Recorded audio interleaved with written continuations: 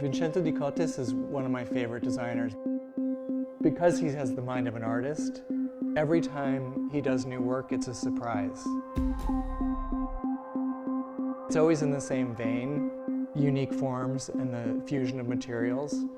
But I honestly, every time I come see something new, it's a revelation.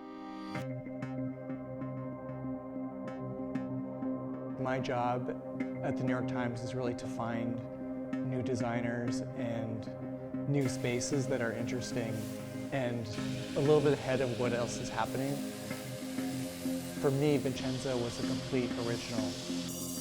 He wasn't really referring to anyone else, and he wasn't referring to any particular historical period.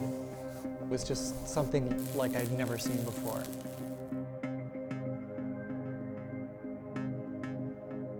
The way he puts together materials, the brass covered with silver, marbles you've never seen before, and the fiberglass.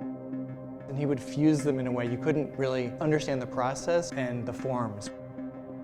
They kind of reflect something ancient, but also something sort of futuristic. So they live in this strange time space.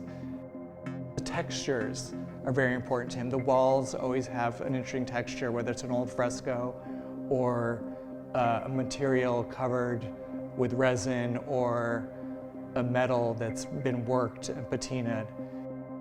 That's what gives it the richness, without being fussy or dense with objects.